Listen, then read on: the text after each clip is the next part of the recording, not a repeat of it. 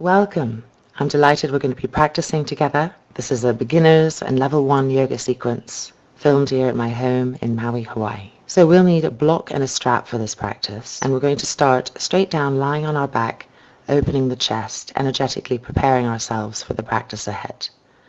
So taking the block and placing it on your mat like this, it wants to land right on the shoulder blades. We're going to lie down, making sure that you're even, that your buttocks are moving towards the feet, and that your feet are hip distance apart.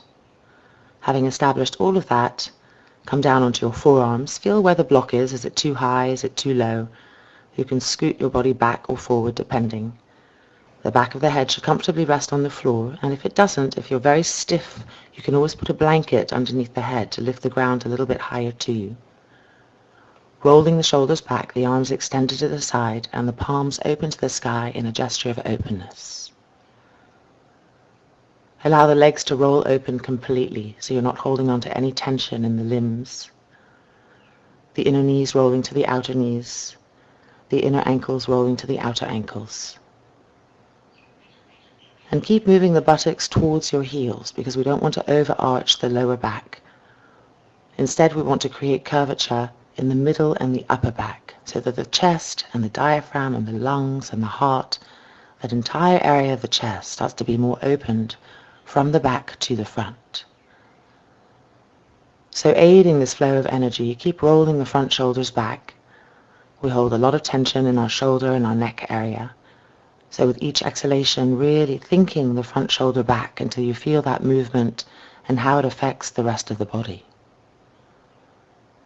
And now bring the arms above the head, bending your elbows, and with your fingertips hold on to your elbows. So the weight of your hands pulling the elbow tips down is going to increase the chest opening a little bit. As you pull the elbow tips down, try to go with the direction of the block, pushing the block into the upper back and opening the chest further. Feeling a new broadness coming to the front rib cage on the left side, on the right side. Relax the throat and observe that the breath is even, as smooth, as regular. So it's a breath that's calming for the nervous system and that's rhythmic.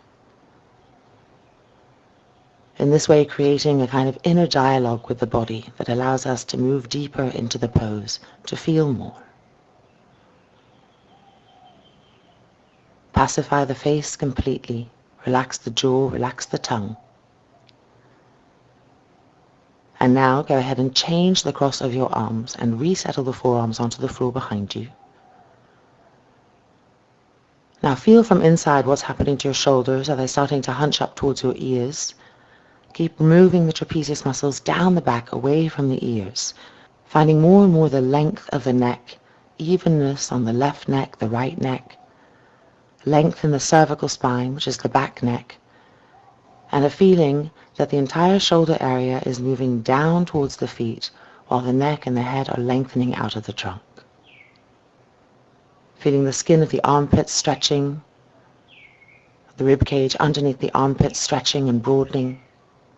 Keep moving the buttocks towards the heels and pressing the shoulder blades into the upper back to open the chest.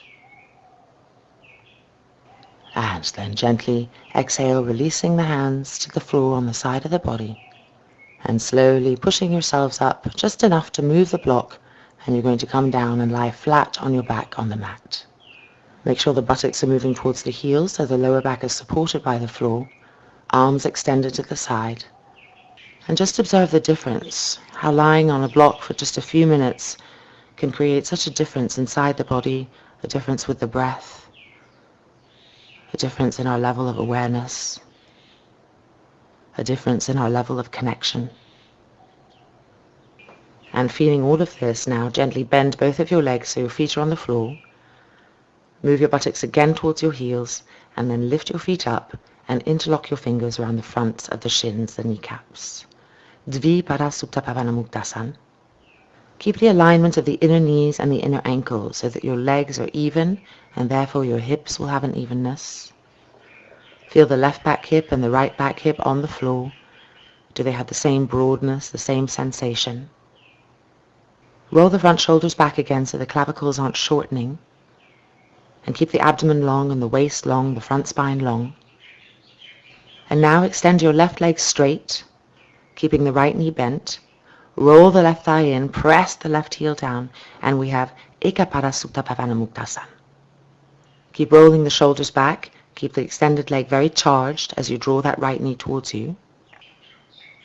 And now go ahead and change sides. So right leg extended, left knee towards you. Roll the right thigh in so the kneecap faces the sky, the heel presses down. Keep lengthening the clavicles, trying to bring openness to the chest, evenness in the breath, as you draw the left knee towards you. And now, changing sides again, left leg extended, right knee bent towards you, finding Ekapada Supta Bhavana Muktasan, and then bringing the hands a little lower down to the mid-shin and drawing that bent right knee to the right side of the body. So we're deepening the groin a little bit. Visualize the front of your thigh, the front of the femur bone, and how it slides into the hip socket. And as you bring that knee to the right, deepening the groin, create a valley of depth in that area.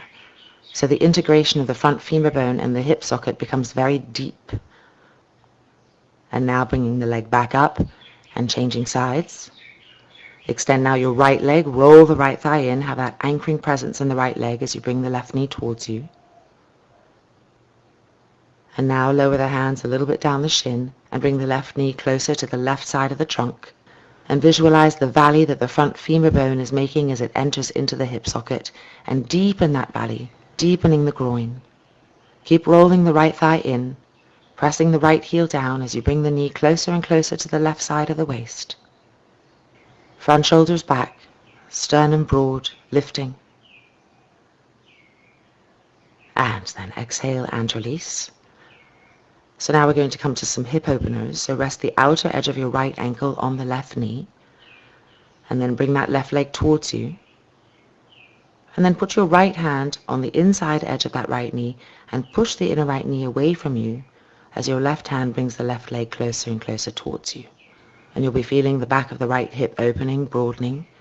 Keep sending the exhalations into the area of most tension to dissolve, to release, to have the body start to trust and relax. And now releasing feet to the floor in order to change sides. So bringing the outside edge of the left ankle onto the right knee thigh, drawing the right leg towards you, and then placing the left hand on the inner left knee and gently pushing the inner knee away from you as the right hand brings the right thigh towards you. It's very normal that one side will feel very different from the other. We do, after all, carry our bags with one hand. A lot of different actions that create imbalances. So just observing, keep the breath, keep relaxing the throat, having that softness, that broadness, that ease come into the body. And then gently release and bring the feet back to the floor. So now it's time to use our strap, continuing with opening the legs. So taking your strap, if you don't have a strap, you can use a belt or a dressing gown belt or something like that. And you're going to lift your right foot off the floor and place the strap right on the front inner heel, stretching the leg completely straight, pushing up through the strap, and with your hands pulling the strap down towards you. So you create these areas of reference that are talking to each other, keeping the entire body alive and making the body more and more alive, awake. Draw the femur bone strongly into the hip socket, so you can really pound. By pulling the hands, you can pound the right femur bone into the right hip socket. Make that experience. And now bend your leg and just pull the foot a little bit towards you. Find the depth of that groin again before exhaling and releasing feet to the floor. Finding your evenness before lifting now the left leg, putting the strap on the front of the heel, the back of the arch, and stretching the leg straight, finding that sharpness of the leg. As you push up through the left foot against the strap, pull with your hands down with the strap against the foot and pound the left femur bone into the hip socket. Squeeze the four corners of your knees and sharpen your ankles. Find more and more straightness and broadness coming to the leg. Relax again the throat. Observe that the breath is still even, restorative, that it hasn't become tense. And now bend the left leg, pull that knee in a little bit, deepen the front of that groin. And then exhale and release, feet to the floor, inner knees touching, inner feet touching, finding that evenness. And now lifting again the right leg up, placing the strap in position, finding the femur bone connection into the hip, and having found that, begin to draw the right leg towards you now, as close as you can. And as you draw the leg towards you, push the front of the leg away from you. So it's a double action. Draw the leg towards you, push the front of the thigh away from you, and feel the back of the leg become broader. So the quadricep muscle starts to iron to the bone instead of bulging away from the bone, flattening it to the bone. And then bending the leg, and now bring the knee to the right side of the waist, deepening the connection of the front femur bone into the hip socket. Feel the groin open, release, before exhaling and placing the foot back on the floor. And now coming to the left-hand side. So with the leg straight, pull with the strap to connect the femur bone into the hip socket. Shoulders back, chest open. And having made that connection, begin to draw the leg towards you. And remember that as you draw the leg towards you, you want to push the front of the thigh away from you in the opposite direction. Keep ironing the quadricep muscle to the thigh bone, broadening in this way the back of the thigh, the back of the knee. Bring the leg closer and closer, depth in the front femur bone where it connects with the hip socket. Relax the face, no strain. And now bending the knee, and pull the knee to the left side of the trunk, and continue with the depth of that groin. Visualize the valley of the front femur bone in the hip socket, before gently exhaling and releasing the foot back to the floor. Roll the shoulders back, palms open to the sky. And now we're going to come to what's called a supine Baddha Konasana. So making little fists with your hands, place the fists underneath the outside edges of your thighs, soles of the feet together and knees open. Keep the shoulders pressed back, the front shoulders really pressing back, the trapezius muscles moving down the back. Try to arch the upper back as if you had a block under the upper back. But make sure at the same time your lower back stays long. So you have to move the buttocks towards the heels, and the anal mouth wants to face the heels. If it's not, adjust the hips so that the anal mouth is facing the heels. And now lift the pubic bone up to the chest. And feel the length that comes to the front body, and how in this way you can get more broadness, openness to the chest, to the lungs. These areas that tend to collapse in on themselves in daily life. Deep inhalation, deep exhalation. Feel the imprint of the chest, the inner body expanding, opening, flowering. And then gently exhale, release, removing the hands, rolling over to the right-hand side of your body, and coming up to sitting. So taking our block again, continuing now, we're in a pose called Sukhasana. The ankles are crossed, the buttocks are pulled back and out to the side, so you're really sitting on the inner sit bones. This is important. So the buttock mass is separate. It's not one mass. It's the left buttock, the right. The block is there to support the forehead. You can have it on several heights depending on flexibility. I'm going to choose this height. And then you're going to come forward to Yoga Mudrasana. The arms are stretched. And as you walk forward, not rushing forward, keep trying to broaden the shoulders away from the ears and feel each part of the movement. As you descend, stretching the arms, stretching the waist. Keep moving the trapezius muscles down the back, allowing the cervical spine, the neck to lengthen out of the trunk. Keep walking the fingertips forward so you're really at your maximum capacity, and gently exhale into the hips, into the groins, pushing the buttocks back as you stretch the arms forward. Observe what's happened to the breath. Is it smooth? Is it even? Using the breath in this way to feel everywhere inside the body, to have more openness, more freedom. And then inhaling up, and now we're going to turn and twist to the right. So stretching the arms forward to the right-hand side. Now exhale into both of your hips so that they stay anchored to the ground. You don't start to lift one hip up more than the other. Feel the skin fibers, the muscle fibers stretching more and more.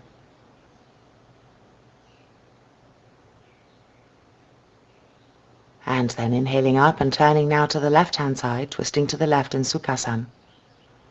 Keep stretching that right arm forward. The left arm can be bent so the hand can press on the floor to help you to turn, to twist the right abdomen to the left. Stretching the skin fibers, stretching the muscle fibers. And then slowly, gently coming up, and we're going to change the cross of the legs so that we always do everything on each side. So pull your buttock bones back and out to the side so you're really sitting again on the inner edge of your sit bones. And then go ahead and stretch the arms forward and begin to walk the fingertips forward, coming into Yoga Mudrasana, Sukhasana. Remember to move slowly so that you feel your length each part of the way, and you also feel where and when the body starts to fold and close. Keep the shoulders broad, moving away from the ears, the trapezius muscles moving down the back, so the neck has length, the face relaxed and quiet, and sending the exhalation into the hips, into the groins, gently directionalizing the buttocks to the wall behind you as you stretch the arms forward. Feel more and more length coming to the sides of the trunk. And now turning and twisting to your right, stretching the left arm forward. Having twistingness and length at the same time, the left abdomen rolling to the right, both buttocks grounded to the floor. Before coming up and changing sides, turning and twisting now to your left, stretching your right arm forward, finding that rotation in the abdomen that's cleansing the organs, the right abdomen rolling to the left as you stretch forward, length and twistingness, both buttocks grounded to the floor. And then coming back up and releasing the legs and coming now to kneeling pose, Vajrasana. But we're going to do our first Vajrasana with the toes turned under. So we're going to stretch our poor feet out a little bit, pulling again the buttock bones back and out to the side. Sit down firmly on your heels and press into the roots of the toes. Feel that stretch coming. And now bring the hands behind the back, interlock the fingers, and roll the shoulders back, lifting the arms. This helps to take the mind off the pain of the feet a little bit. Keep moving the tailbone forward, lifting the pubic bone up, stretching more and more the front body, opening the chest, shoulders back. And then exhale and release the hands. One more side with the arms. Change the interlock of the fingers. Stretch your arms. Begin to lift the arms as you roll the front shoulder girdle back, lengthening the clavicles, feeling the sensations of the side ribs, the front chest opening more and more. Try to lift the pubic bone up to the sternum, making more length in the front body. Press down into the roots of the toes. And then exhale and release.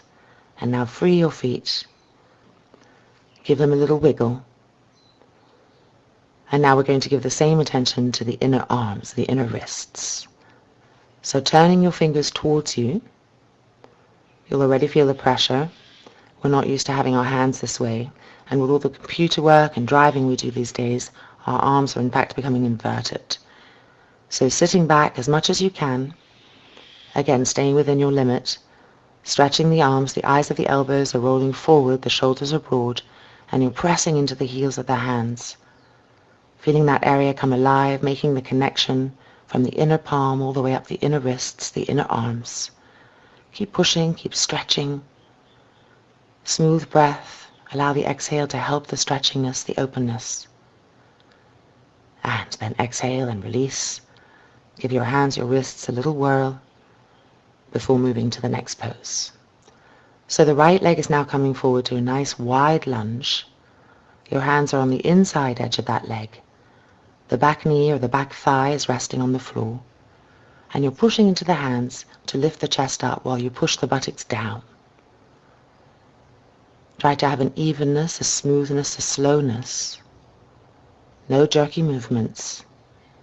And if the body allows, come down onto your forearms and deepen the opening of the groin. Keep rolling the back thigh in, extending out through the length of the back leg. Having a soft face, a passive tongue. And then coming back onto your hands and gently releasing. You can use your hand to move your leg back. And now we're going to come to the other side. So lifting the left leg up, placing the foot in a lunge, moving it forward so you can widen the lunge. And then pressing the buttocks down and being on the top of the back foot.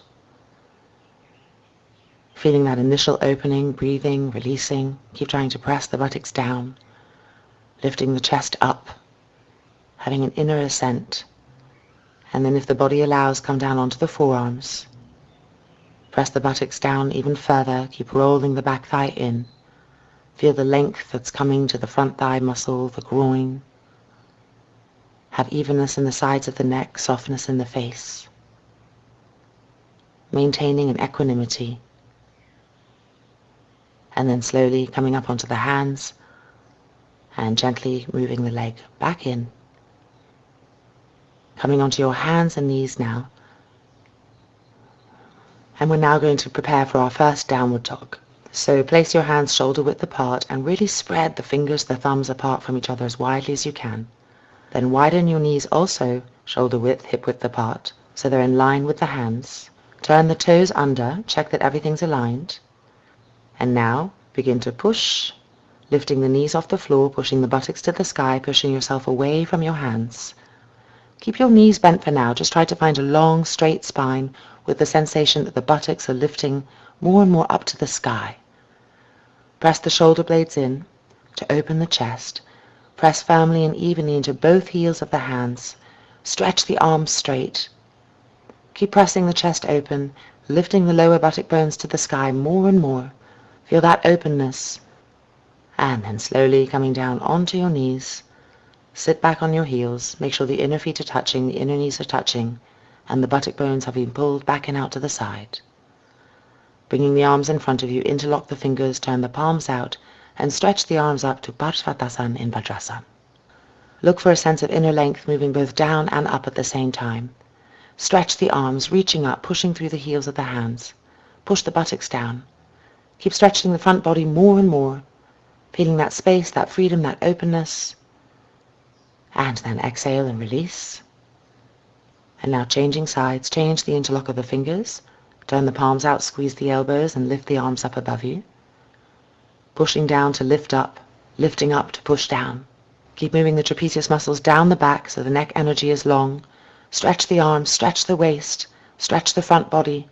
Push up through the heels of the hands, more and more, lifting, press the shoulder blades in to open the chest. And then exhale and release back to Vajrasana. So we're now going to come to our second Adho Mukha Svanasana, in which we're going to straighten the legs. So placing your hands shoulder width, spread the fingers, spread the thumbs, broaden the shoulders. Turn the toes under, the feet, the knees are in line with the hands. And now begin to push yourselves back to downward dogs, keeping the knees bent at first. Find the straightness of the arms. Press the shoulder blades in, open the chest, and lift the buttocks to the sky. And having found that, slowly now begin to straighten your legs without losing any of the height of the buttock bones and the liftingness of the buttock bones. Keep pushing the buttock bones to the sky. Stretch your arms and your legs. Now lift your heels up off the mat and lift the buttock bones even higher to the sky. So you're making a longer tip of the triangular shape. Press the front thighs back so the legs are completely straight. Squeeze the four corners of the knees. See if you can lift your fingertips up so you're pressing into the heels of the hands. Stretch your arms, broaden your shoulders, press the chest open. And then exhaling and releasing, coming back down onto your knees. Sitting on the heels, pulling the buttock bones back and out to the side. Palms turned open to the sky, shoulders broad, chest open. And now taking the block, having it handy in case you need it, we're going to come to some lower back openers. So coming onto your hands and knees, cross your left knee completely behind your right, widen the feet apart, and now come and sit on the floor or on a block. I've moved the block so you can see what it's like if you need a support. And if the block is not enough, you can take pillows, blankets, whatever you need. The knees want to be close together. And then coming forward to Yoga Mudrasana. So again, this idea that the body is an extending line, that it's moving forward and backwards at the same time, double flows of energy. So walking the fingertips forward, stretching the arms, stretching the trunk, stretching the waist, and simultaneously exhaling backwards into the groins, into the hips, and pushing the buttocks back to the wall behind you. Keep the breath smooth, melodious, the body relaxed so that it can open more deeply. And then inhaling and exhaling, releasing back up, uncrossing the legs, and changing sides. So the right knee is now crossed completely behind the left, finding your support, just making sure the feet are relatively aligned, and then coming forward to Yoga Mudrasan in Gomukhasana 3 on the other side. Stretching forward with the arms, pushing the buttock bones back, the line extending in 2 directions at the same time, trapezius muscles moving down away from the ears, so relaxing the neck, in this way relaxing also the brain. Try to find more and more experience of the trunk, the waists, lengthening and stretching, the hips broadening and softening, releasing. And then inhaling, exhaling, coming back up, uncrossing the legs. And now coming to lie down on your mat in Supta Tadasana. Inner knees are touching, inner feet are touching, buttocks are moving down towards the heels so the lower back is pressing on the floor. Hands out to the side with the palms pressing down. Now bend your knees and straighten your legs. We're going to be doing some abdominal strengthening work.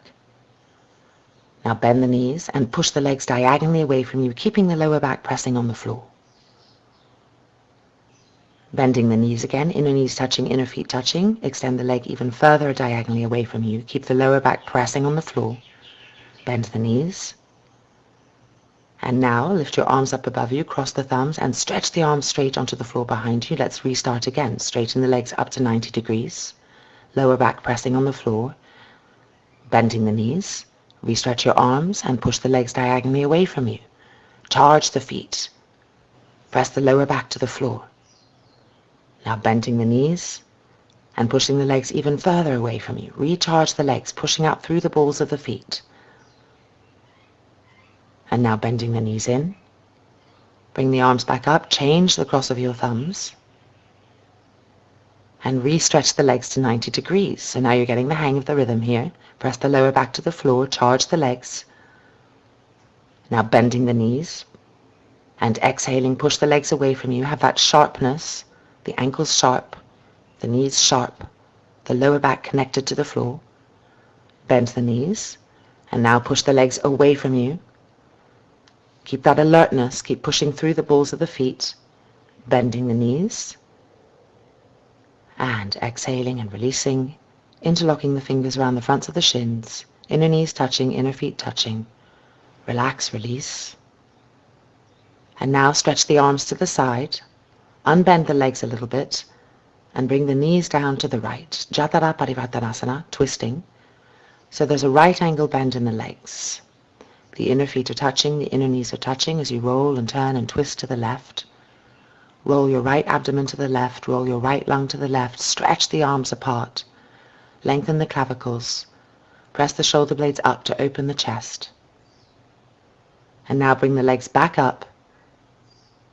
Even yourselves out, and then bringing the legs over to the left. Jatara Parivartanasana on the left-hand side. Turning and twisting away from the legs to the right. Feel the inner feet touching, the inner knees touching, the arms stretched. Roll the left abdomen to the right, the left lung to the right. Press the shoulder blades into the back to open the chest. And then bringing the legs back up. Re-stretch your arms. And now crossing your right knee completely over your left. Reach with your hands for your shins and draw the shins, the ankles towards you. Feel the broadness of the hips, the broadness and evenness of the left lower back, the right lower back. Front shoulders rolling back.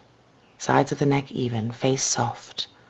Try to deepen that opening of the hips before gently releasing, uncrossing the legs and changing sides. So now left knee over the right, reaching for the shin or the ankle area, beginning to draw them towards you, feeling the broadness come to the hips, relaxing and deepening the groins, softening the abdomen. Keep the shoulders rolled back, the face soft, and use the exhalation to dissolve tightness, congestion, to release, to aerate.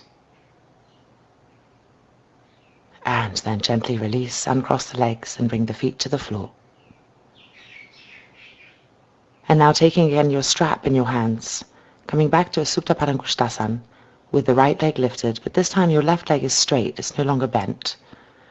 Keep the heel pressing on the floor, the kneecap facing the sky, and draw that right leg towards you, and now bring it out to the side. So we're coming to a lateral Supta Padangusthasana. Roll the right abdomen to the left, away from the right leg.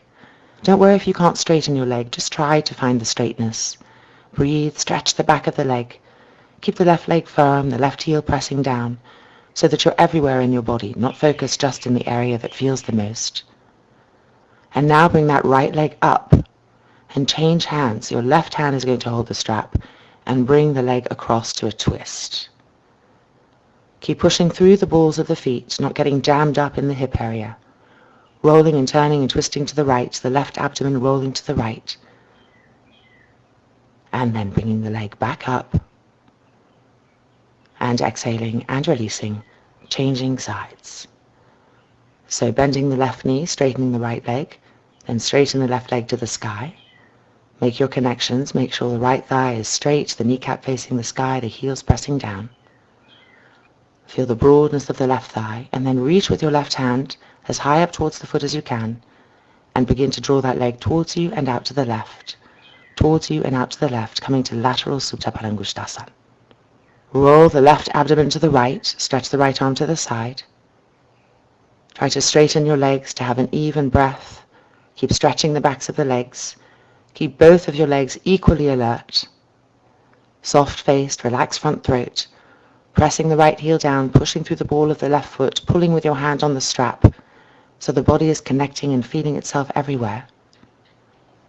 And now bringing the leg back up, and we're going to change hands, so the right hand is going to hold the strap, bringing the left leg across to the right in a twisting action, Parivrita Supta Padangusthasana. Roll your right abdomen now to the left. Keep the back of the left hip broad, keep the breath smooth so that that congestion can dissolve, it doesn't harden more. The body releases, it begins to trust the flow of the breath and move, finding its inner channels. Keep opening the chest, pressing the shoulder blades in. Front shoulders rolling back.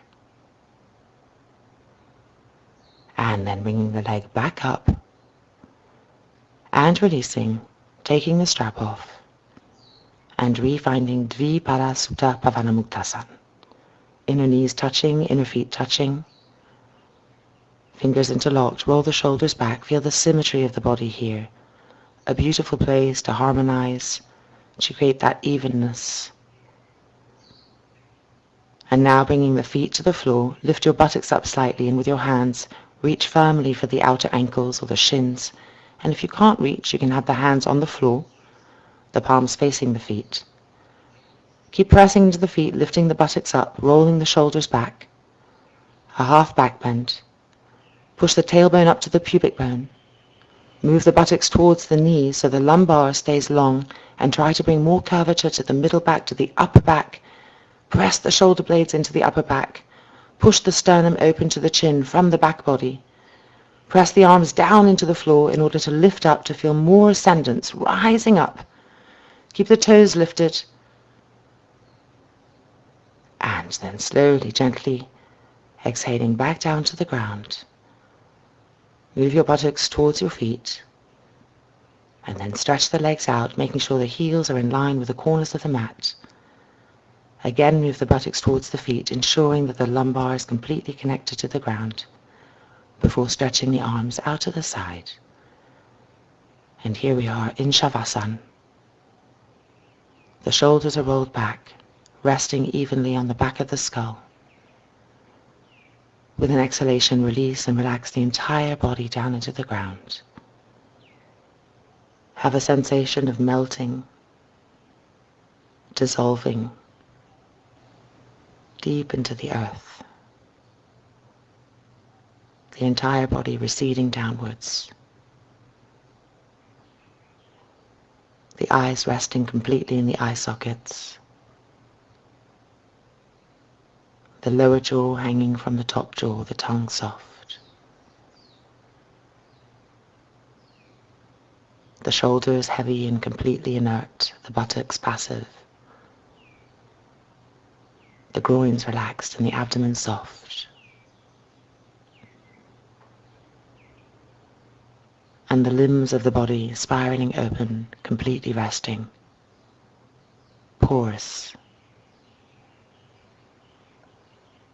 soft, smooth inhalation,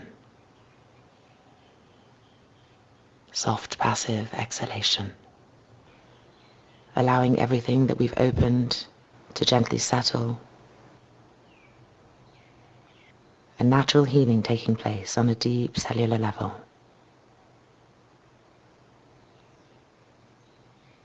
Allowing all of this resting more deeply.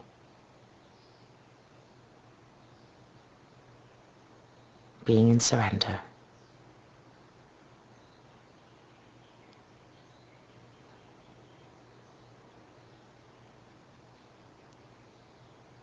And now, softly, gently, inhaling in through the crown of the head and exhaling out through the soles of the feet. And then gently bringing the hands to rest on the front abdomen. In this way, allowing yourselves to rise slowly from the depths, in softness, a gradual ascent back to this world. Keep the face soft, the body soft, the tongue passive, just observing the sensations of rising back up. And then slowly, gently, rolling over to the right-hand side of the body. And taking a moment to rest here, allowing your senses to gently turn outwards again without losing that inner connection. And then softly, gently, using the hands, pushing yourselves back up to sitting. Welcome back. Good work. Namaste. And I hope we practice again together soon. Goodbye.